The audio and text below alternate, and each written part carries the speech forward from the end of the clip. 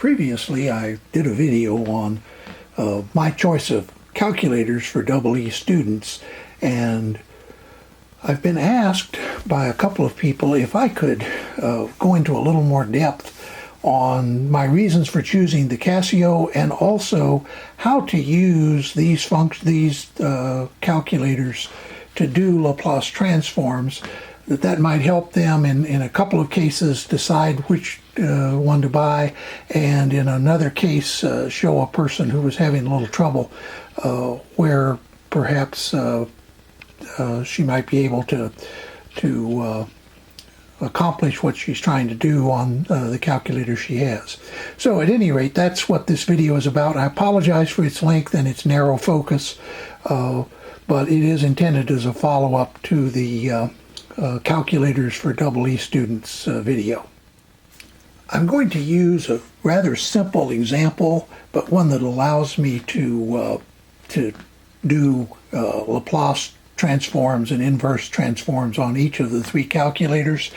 The example is a simple source, resistor, inductor circuit in which the source is described in terms of its time domain, and the question is how to obtain the current in the time domain using Laplace transforms. The circuit to the right is the same one, but rewritten in S-domain terminology. The first thing we have to do is translate 3t from the time domain to the S-domain, and we'll see how we do that in a second. The resistor, of course, remains simply 2 in the S-domain. The inductor becomes 1s because it's a 1 Henry inductor, or you could simply write this as S, and then the current is rewritten as I sub S. So the first thing we need to do is transform V sub t into V sub s. In other words, do the Laplace transform of 3t. I'm going to do this first on the Casio calculator, and I will say there are 4 ways to do Laplace transforms on the Casio. You can use the action menu, the interactive menu, you can type the word Laplace, or you can use the keyboard. Let me first show you the keyboard system. And I'll zero in here in a minute to show you a little better.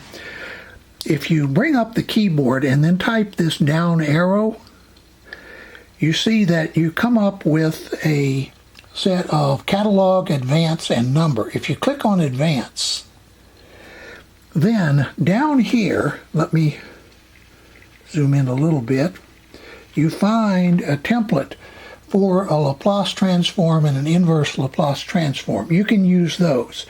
I instead am going to use the interactive function on the Casio. So let me show you how I do that. I first tap on interactive, and then on advanced, and then I come down here to where it says Laplace, and I type Laplace, and a wizard comes up. Now, in the wizard, I have to enter 3t. Then in the independent variable, I have to enter t, and in the parameter, I enter s. Then I click OK. And as you see, the answer we get is 3 over s squared. So what we've done is the first step here. We have translated the source from the time domain to the S domain, and we've already rewritten the circuit in the S domain. So we simply now can say that Vs is 3 over s squared. So the next thing is to calculate the current. Well, the current is simply the voltage divided by the total impedance. Since this is a series circuit, that current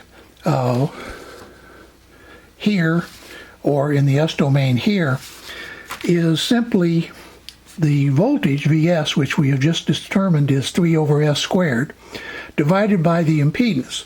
Well, we can write the impedance equation simply by inspection. It's 2 plus S. So we put that on the bottom. The next thing we want to do is simplify that. So let's see how we do that. Once again, we can use interactive. This time we're going to use transformations. And what we are going to be doing is simplify. And here we just simply want the answer divided by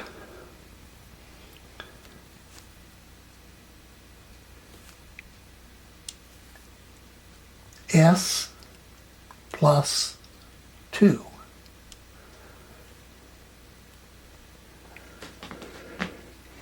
And you see what we get is a simplified expression, 3 over S squared plus S plus 2, which is of course what we have here that I've written for I sub S.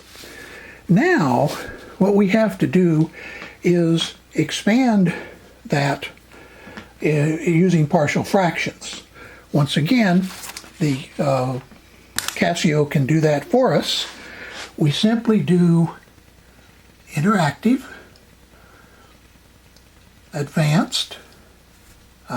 transformation, expand, and you'll notice that it comes up with that a wizard.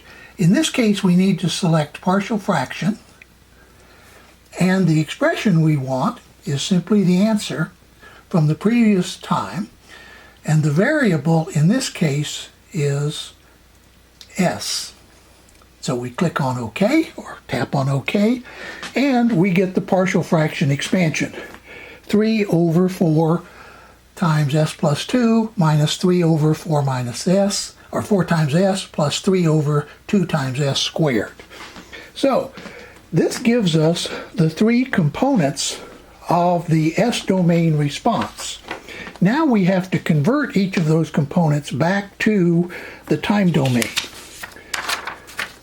Here you see we have the 3 components, and so the first step is to do the inverse LaPlace transform, in this case of 3 over 4S squared. And here I wrote it out with a bunch of parentheses, but I'll show you a slightly easier way to do it than that. So we're going to now do the inverse Laplace, and in this case we're going to use the well, we could use a number of ways. We'll just go ahead and continue with the interactive system. And here we're going to do advanced, and now we're going to be doing inverse Laplace, and it asks for the expression. Well, what we're going to do is 3 divided by 4. Let me put all that in parentheses.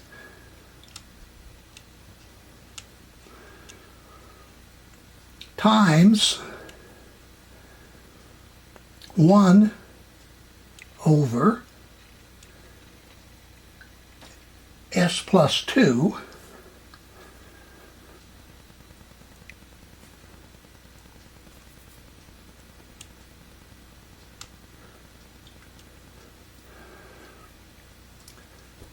Now, our independent variable is S, and our parameter is T. And you see what we get is an exponential. 3e to the minus 2t over 4, which is the inverse Laplace transform of that expression. Now, of course, you do that for the second partial fraction and the third. And eventually you get I of t equals e to the minus 2t over 4 minus 3/4 plus 3t over 2, which is your final answer. So I hope this has been useful to people and show how you do this on the Casio. As I pointed out, there are 3 other ways to do this. You may notice that, for example, here where it shows the Laplace transform, the inverse, the symbol that you see there is the one that you can pick from the keyboard. But the whole point of this is to show people how this is done. Now, you notice that I have not used initial conditions here. I've deliberately chosen a problem with where the initial conditions are 0. That's just for simplification, but one of the powerful advantages of Laplace transforms is you can put the initial conditions right in the equation, and when you solve for it, you get the final solution to the differential equation. In other words, the total solution of both the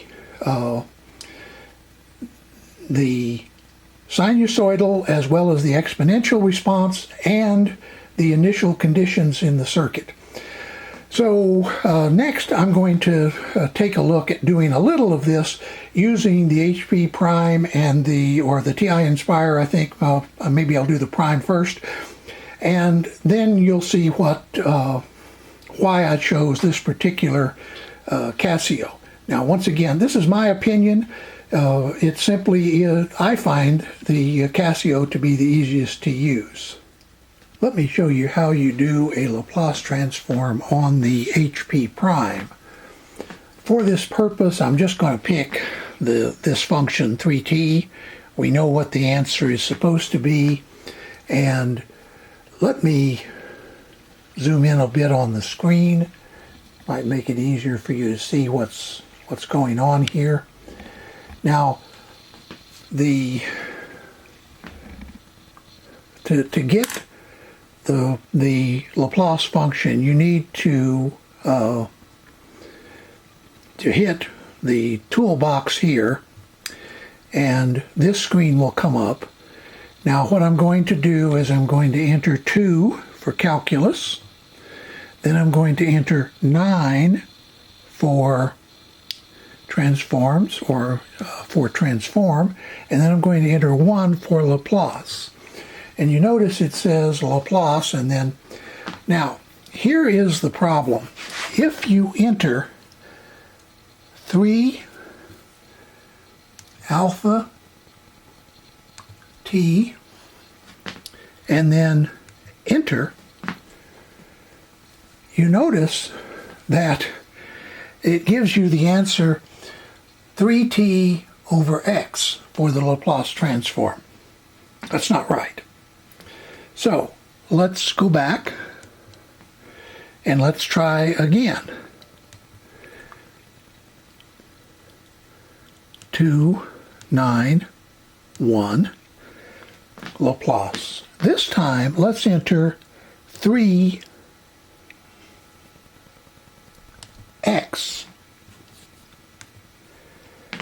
Now you see you get 3 over x squared, which is the right answer. Except that in this equation x stands for t, and in this equation x stands for s. It can be very confusing. As I'll show you in a minute, the nice thing or the bad thing about the HP Prime is apparently it always uses x as the independent variable for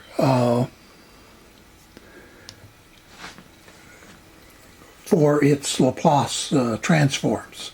So now let me show you how you do an inverse Laplace transform, and we will use this same 3 over x squared. Once again, 2 for calculus, 9 for transform, and in this case it's 2 for inverse Laplace. And now we're going to enter 3 divided by, and we're going to put in x and do an x squared, and then enter. and you see we get back the 3x that we started with. But once again, the x in this expression stands for s. It's s squared, and in this expression it's t. So you have to keep translating all this stuff in your head, and frankly, I would rather not have to do that. I'd rather the calculator keep track of that kind of stuff. And so while it's faster to get to the Laplace transform and the inverse Laplace transform in the HP prime than it is in any other calculator, at least of the three that I'm comparing here, because of this need to use x. And by the way, I'm not the only one that ran into this frustration. Several people, including a double E professor who has a bunch of videos on YouTube, who's been trying to use HPs in his classes for years, including the HP 50G, which was the predecessor to the prime, saw the same problem. And basically his advice is just use x and try to keep track of it in your head or right over here. Remember, in the Laplace domain, x equals s. In the time domain, x equals t. Okay, well, that's sort of the reason why, that while I love the HP Prime, it's wonderful. It has some features that are unlike any of the other calculators, especially the ability to manipulate the graph with the touchscreen and other things like that. It's much faster. It's still, I think, that the Laplace transforms could take a good deal of improving. Let's put it that way. Now let's look at how we might do the same thing on the TI Nspire calculator. Here is the location, or the Google search that will give you the location for the software you need to download. Now, if you have a TI Nspire, this is already in your quick start guide as to how to get this. But I'm showing this for people who might be want to try this ahead of time, for example, before they buy an Nspire, to see how hard it is. You also have to have, excuse me for bumping the camera, you have to go to this site, www.universe-ti-inspire, spelled as you see it. This is actually the French site, activities. And then what you have to do is get the SpecFunc library. Now, I'm not going to show you how to do that because, frankly, I think TI ought to provide this kind of stuff on their website.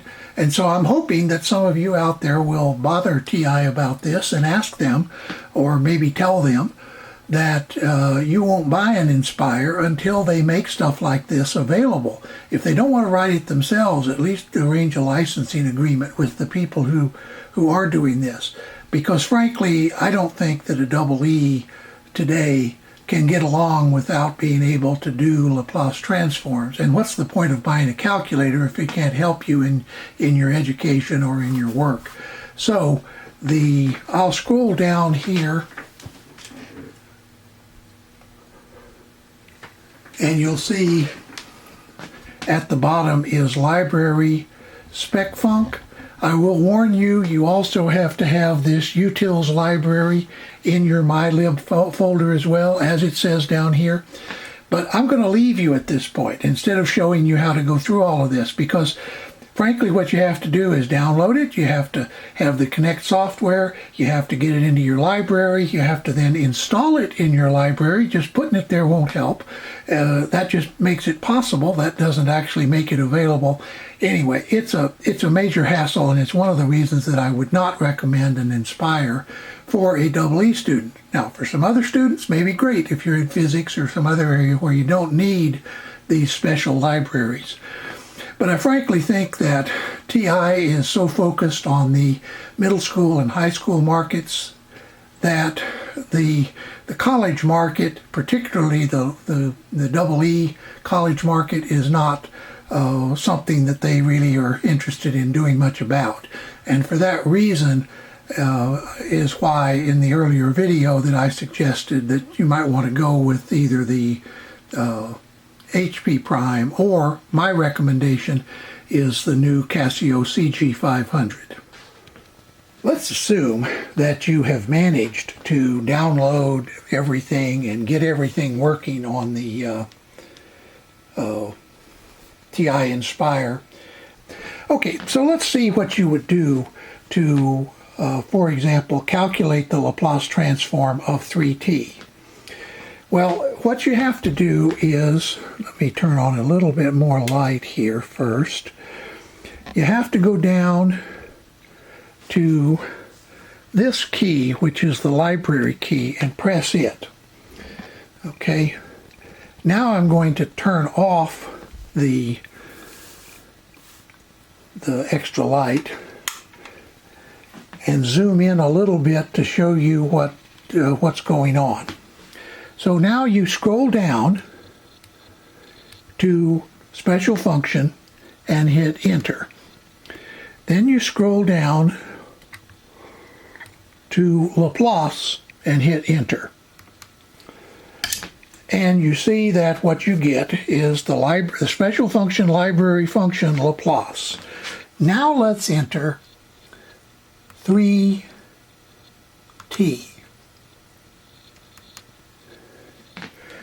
And you see we get the right answer, 3 over s squared.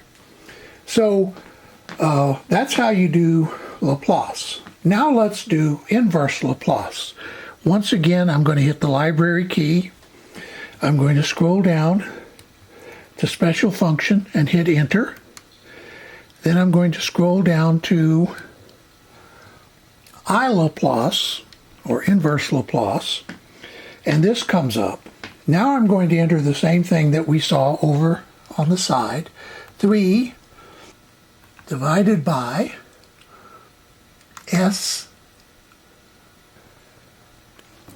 and you see we get the right answer, which is 3t. So once you get the library into the TI, it's a little harder to get to, in my opinion. It's certainly harder to get to than the HP Prime, but at least it does produce good results and doesn't require you to be doing this translating of X in your mind and so on. So, okay, that is the TI Nspire.